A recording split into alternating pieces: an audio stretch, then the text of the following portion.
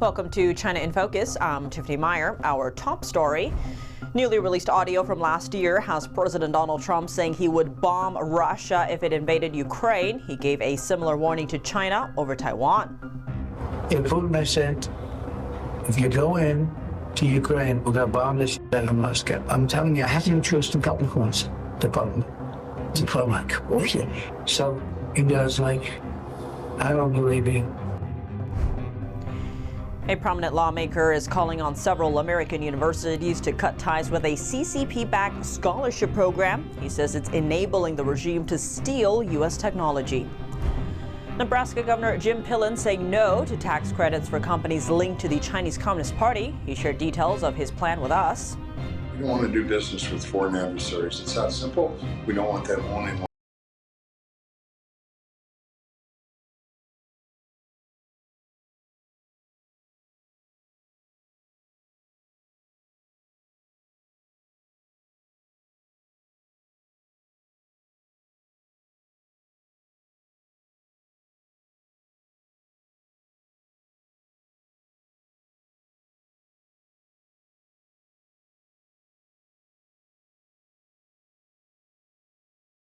In China.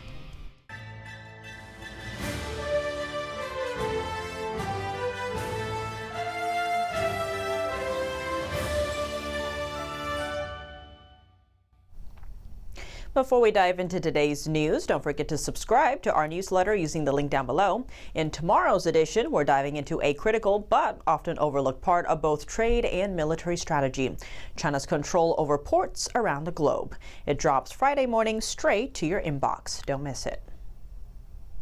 A newly released audio recording reveals President Trump saying he threatened to bomb Russia if it invaded Ukraine. He also says he made a similar warning to China that he would bomb Beijing if it invaded Taiwan. Here's a soundbite aired by CNN. Take a listen. In Putin I said, if you go in to Ukraine, we're going to bomb this shit out of Moscow. I'm telling you, I haven't chosen a couple of ones. The problem. Bullshit. So he goes like, I don't believe you. I said, he said, no way. And I said, wait. And then he goes like, I don't believe you. But the truth is, he believed me 10%. And I thought business, he believes you 10%. Then I'm with President Xi of China. But I said the same thing to them. I said, if you go into Taiwan, I'm going to bomb the shit out of Beijing. He thought I was crazy. He said, Beijing? You still there, Beijing? I said, I have no choice. I can't tell you. They're going to bomb me. And he didn't believe me either, except 10%. And 10% is all you need. In fact, 5% would have been okay too. And we never had a problem. We would have never had a problem. The recording was made at a 2024 fundraiser where Trump was campaigning for a second term. Since its release on Wednesday, the White House has not commented on the matter. We spoke to retired Marine Colonel and Senior Fellow at the Center for Security Policy, Grant Newsham, for his insights on the matter. As a practical matter, one does have to ask, well, did Putin invade Ukraine when Donald Trump was president the first time? The answer is no. Did Xi Jinping do anything to Taiwan? No. Had he sort of stepped up his aggression against Taiwan when Mr. Trump was president the first time? Well, not like he has now. So Mr. Trump was right about sort of the end results. Whether or not he actually said that to Xi and Putin, I don't know, but he could have used language that was forceful enough to get their attention. And there is, when it comes to China, of course, there's always has been an issue of what would America do if Taiwan was attacked? And it probably depends on the administration, what their inclinations are, how busy they are elsewhere, what other problems they have. And even just how much backbone they have. Some administrations don't have very much, and the Chinese know it. You see it in their behavior. But when Trump was in the office, he had a very good team, and they were the first ones in my lifetime that the Chinese were really scared of. I think the Chinese actually are convinced that we would, in fact, fight to defend Taiwan. A Kremlin spokesperson said he couldn't confirm or deny the clip's authenticity, adding, quote, there is a lot of fake news nowadays. On the other hand, China appears to be censoring the recording from public view and has yet to issue an official response. A member of Congress is cracking down on a scholarship backed by the Chinese Communist Party. He says it allows the regime to steal U.S. technology. NTD's Melina Weiskup reports. The Chinese Scholarship Council, a scholarship program managed and funded by the Chinese regime, is accepted by several colleges in the U.S. Chairman of the House Select Committee on the CCP is demanding the universities to cut ties with the program. Chairman Molinar said it's different than other international programs because of concerns over academic freedom, surveillance of students, ideological control, and potential espionage. He pointed out that students who get the funding must agree to return to China for at least 2 years after completing their studies. And while they are studying abroad, they must check in with CCP embassies every 3 months to report their research output and academic progress. The chairman says this gives the regime a leg up in stealing U.S. intellectual property and is demanding 7 universities to cut ties with the CCP-backed scholarship. This comes as the committee is making a focus of protecting and advancing American AI research. Will the future of artificial intelligence be led by free nations or by authoritarian regimes like the Chinese Communist Party? AI is not just another tech breakthrough. It will shape our economy, our military, our diplomacy, and our national security for decades to come. In a letter to the 7 universities, the chairman described the Chinese Scholarship Council as a technology transfer effort that exploits U.S. institutions and directly supports China's military and scientific growth. The universities must respond by July 22nd. Reporting from Washington, D.C., Melina Weiskup, NTD News.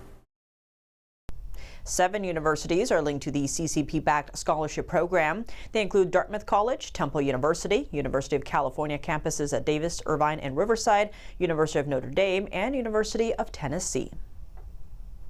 The Department of Agriculture is enacting a plan to safeguard America's food supply. To discuss it, NTD's Melina Weiskup was joined by Nebraska Governor Jim Pillen on Wednesday. They also talked about Nebraska's new law to prevent the Chinese regime from taking advantage of the state's tax credits. Thank you for joining us, Governor. Yesterday, you were in Washington for the rollout of the Department of Agriculture's Farm Security Action Plan. What are you looking forward to about this new initiative? It's really simple.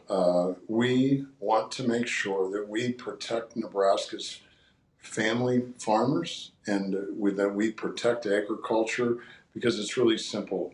Family farm security is food security, is national security. It's incredibly important that we are in the game and that we're making a difference. So, hey, we don't want to do business with foreign adversaries. It's that simple. We don't want them owning land in Nebraska. We don't want any of their equipment on our cell towers. We've tore that off. It's important that we're focused on doing business who we know, doing business with people that are like-minded with us, that have the same values, and foreign adversaries don't fit that bill. And this issue with foreign adversaries, I think a lot of Americans wouldn't know that this is going on. It's good that the administration and yourself are bringing this out into the light. But for our audience who may not know what's actually going on here, can you tell us about what led up to this moment of you all having to take this action in the first place? Yeah, so it's real simple. I think people can remember that there was a big balloon going through the country, flying into high space, and say nobody knew what was going on. Where do you think that came from? We are starting to finally wake up and say we have a foreign adversary that we've been duped by for the last 40 years, where we tend to think we can buy happiness. All of us Americans, all of us Nebraskans are buying stuff that says made in China. We can't buy happiness. We can't be doing business with foreign adversaries. And this is just another step. We, again, do not want any equipment. There's no trusting relationship. We do not want equipment that is made in China on our towers that can go anywhere. So it's important that we recognize and don't trust everybody.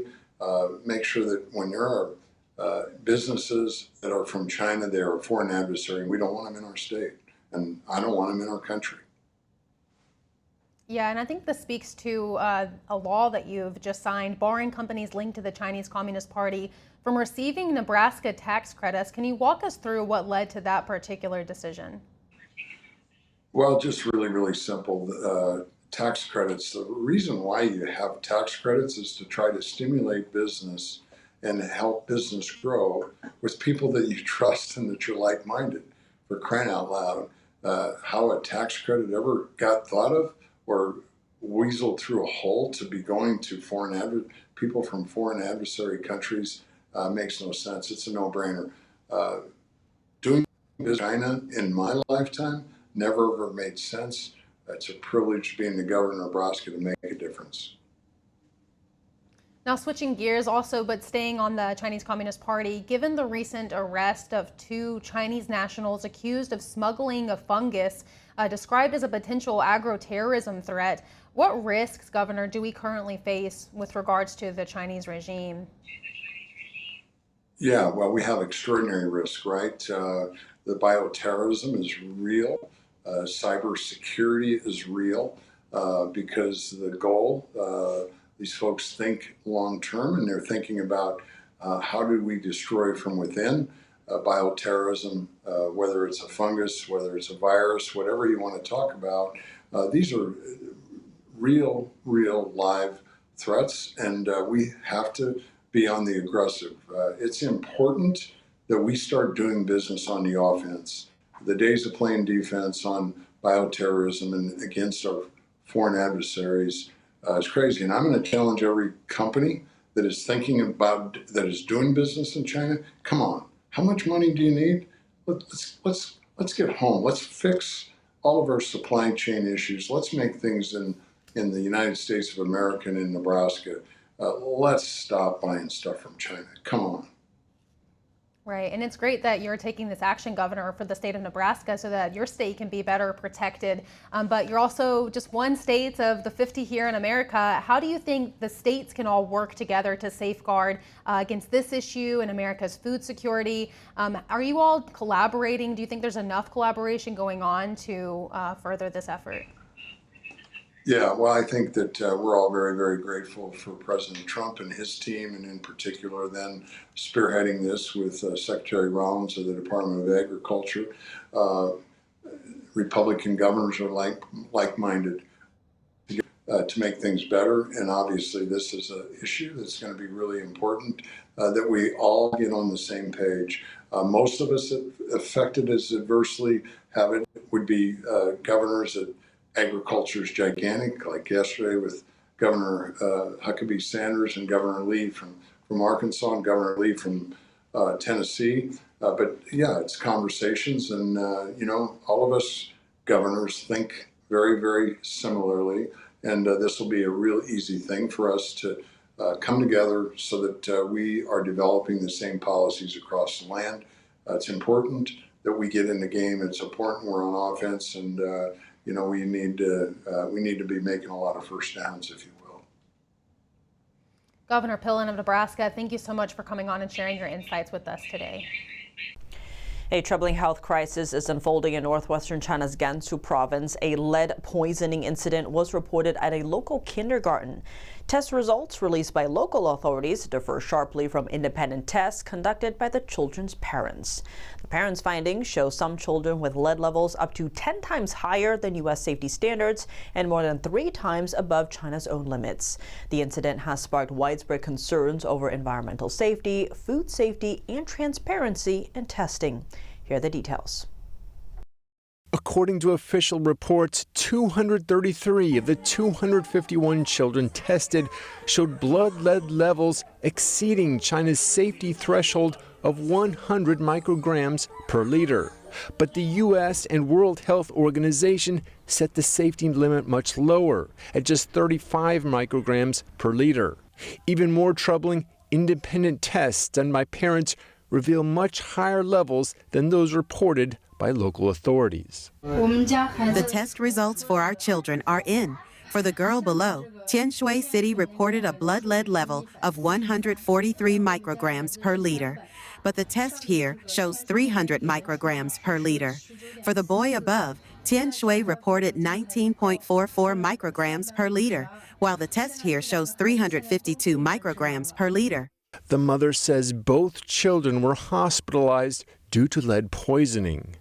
I am the parent of a child affected at Peichen Kindergarten in Maiji District, Tianshui City. Today, my child's hospital test showed a blood lead level of over 230 micrograms per liter. The father revealed that a hospital test from a neighboring province showed a lead level 45 times higher than the figure reported by local authorities, which is about 5 micrograms per liter. Parents report their children showing symptoms such as vomiting, diarrhea, hair loss, blackening roots of teeth, and moody behavior. Lead is highly toxic and especially dangerous for children. The World Health Organization warns that any detectable level of lead in a children's blood can harm brain and behavioral development. Under increasing pressure, local authorities released an investigative report. It claims that kitchen staff at the kindergarten added paint pigments to the food, allegedly to make meals look more colorful and appealing. But many question this explanation. Why would kitchen staff use paint pigments which are more expensive and less effective than food-grade coloring? Parents are also concerned about the investor behind the kindergarten. The person reportedly runs 3 other kindergartens in the region. Parents worry children at those facilities may have also been exposed to lead. Authorities insist no abnormalities were found at the other kindergartens, but parents remain skeptical. At the same time, locals suspect nearby lead and zinc mining stations may have contaminated local water supplies. NTD has not been able to independently verify these claims. It's worth noting this isn't the region's first lead poisoning crisis. Back in 2006, a similar incident affected more than 200 villagers in the same area. Coming up, a race for influence and resources in Africa. President Trump hosted leaders from several African nations at the White House on Wednesday. What message did he share with them? Secretary of State Marco Rubio criticizing China's ongoing involvement in the Ukraine war. He made the remarks in Malaysia while meeting officials from China's neighbors. Welcome back to China in Focus. I'm Tiffany Meyer. President Trump hosted leaders from several African nations at the White House on Wednesday. All of them applauded Trump's efforts to end the war between Rwanda and the Democratic Republic of the Congo. And President Trump says the U.S. treats Africa far better than China. NTD's Washington correspondent Jack Bradley has the details. There's great economic potential in Africa, like few other places. President Trump hosts leaders from several African nations at the White House on Wednesday, all looking for U.S. investment. Trump says it's a change in strategy from previous administrations, with a new focus on trade over aid. And these are the leaders of Liberia, Senegal, Gabon, Mauritania, and Guinea. All claim to have an abundance of critical and rare earth minerals, a valuable element in making electronics. You said you had the best equipment, the best military equipment, and that's what we'd like to have. You are welcome to come and invest. Otherwise, other countries might come instead of you. We believe in your policy of making America great again. Over the past few years, several African nations have partnered with the Chinese regime economically. But in doing so, for these infrastructure projects that they've built, these countries have racked up billions in debt. And now Trump says that he's working on trade deals in the region. You know, parts of Africa charge us tremendous tariffs, as you know, and they're going to be dropping those tariffs. They've already informed me they're going to be dropping those tariffs. But we treat Africa far better than China or anybody else, anyplace else. Last month, the foreign ministers of the Democratic Republic of the Congo and Rwanda signed a peace agreement in Washington, moving toward putting an end to a 30-year war with over 7 million deaths. Trump said that the heads of those countries will soon meet in Washington to sign the final deal to end the war. You said that this put an end to a long war that claimed many lives, and thankfully, you were here to put an end to this 30-year war. A Nobel Peace Prize, while I don't see any problem with it, I think that President Trump deserves it for all the efforts that he's worked on. And he brought peace back in the SEAC region. That is my region, the region where DRC and Rwanda signed a deal. And so he is now bringing peace back into a region where that was never possible. Reporting by Jack Bradley, NTD News. For decades, China has been boosting its influence in Africa, a continent rich in natural resources. Africa holds about 30% of global mineral reserves, 40% of the world's gold, and roughly 10% of its gas and oil. The Democratic Republic of the Congo is the world's top cobalt producer. Beijing's new cobalt deal with the Congo, signed last year, supports China's electric vehicle battery technology. China has also used its economic power to secure key UN votes from African nations, helping it avoid criticism over human rights issues. Secretary of State Marco Rubio is in Asia this week for a Southeast Asian nation summit. He told Russia's foreign minister that the U.S. is disappointed with the stalled peace efforts. Rubio also criticized China's ongoing involvement in the Ukraine war. NTD's international correspondent Arian Pazdar has more on Rubio's Asia trip. I echoed what the president has said, both disappointment and frustration at the lack of progress. Secretary of State Marco Rubio says he told his Russian counterpart that the U.S. is not happy with Moscow continuing the war in Ukraine. Rubio and Russia's Foreign Minister Sergei Lavrov met on the sidelines of the ASEAN summit in Malaysia on Thursday. But it was a frank conversation. It was an important one. Look, the president's been pretty clear. He's disappointed and frustrated that there's not been more flexibility on the Russian side to bring about an end to this conflict. Rubio added that him and Lavrov did share some ideas and comments, which can be built on, he says. Now, the secretary is also addressing China's involvement in the Russia-Ukraine war. He says that Beijing has clearly been supporting Moscow in its fight against Kiev. Rubio was asked if he's considering meeting with his Chinese counterpart while in Asia this week. Here's what he said. Maybe we'll meet, and obviously we'll talk about it. I think, the Chinese clearly have been supportive of the Russian effort, and I think that generally they've been willing to help them as much as they can without getting caught. Also during the ASEAN summit on Thursday, Russia's Lavrov met with China's foreign minister. The two sides praised what they called the development of political dialogue and practical cooperation. This comes just one day after Ukraine said it detained two suspected Chinese spies, a father and a son.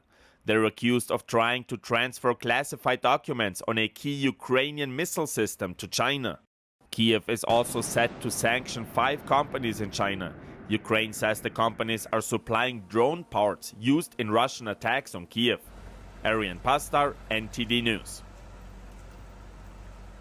That's all for today's China in Focus. I'm Tiffany Meyer. If you have any feedback on the show or have something you'd like to see us cover, send us an email at chinainfocus@ntd.com. We'd love to hear from you. Round-the-clock original news coverage, visit us at ntd.com or download our NTD app. Thanks for watching. See you tomorrow.